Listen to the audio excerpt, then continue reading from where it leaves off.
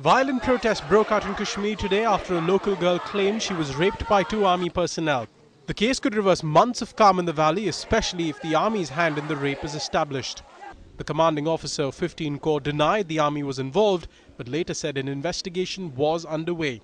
Individuals belonging to a unit away with weapons or with radio sets, missing from a camp, or operating independently is something unheard of. We are a very disciplined force. However, the possibility of a chink emerging in our armor cannot be ruled out. We should also not interrogate, but question very softly, keeping the sensitivities that it is a lady involved. Keeping all those sensitivities in mind, I think we will require and we will request her to make herself available and cooperate in our own investigation also. Mehbooba Mufti, the leader of the opposition in the state, says the case must be fully investigated. ये है कि चूंकि शुपियान वाक़ये में सरकार की तरफ से जो ज़्यादती हुई, जो शुपियान वाक़ये में जो भी उसमें मुलविस थे किसी को सज़ा नहीं मिली है, उसका असर यहाँ भी पड़ा है। यहाँ भी लोगों को खदशा है कि ज़ाब्ते इन्वेस्टिगेशन होना चाहिए और जो इसमें मुलविस लोग हैं उनको सज़ा मिलनी चाहिए। This week's incident has brought back memories of 3 previous atrocities committed by the army against civilians. In the Patribal encounter in 2000, the army claimed it killed 5 militants just days after the Chatti Singhpora massacre. Later, residents from a nearby village said the army had kidnapped locals and killed. Then came the Dudipora Handwara killings, where 3 boys were killed while playing cricket.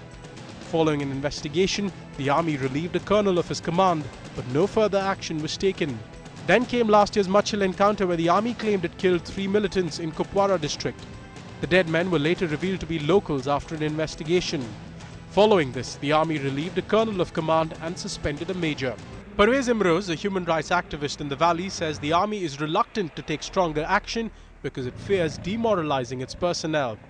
And solely we believe it is the military leadership which is responsible for that, because they are, if the government has given them the legal impunity, meaning they can't be prosecuted without sanction, even if they have committed the rape, but the moral impunity which has been given to perpetrators here, that is the thing which allows them to continue these heinous crimes.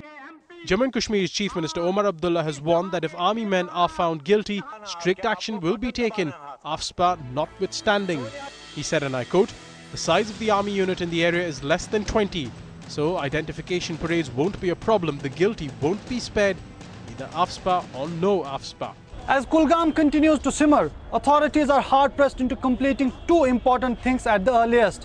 One, to authenticate or rule out the veracity of the allegations being levelled, and if the allegations are proven to be correct, to identify and punish the guilty. Sohail Bukhari, Srinagar, News X.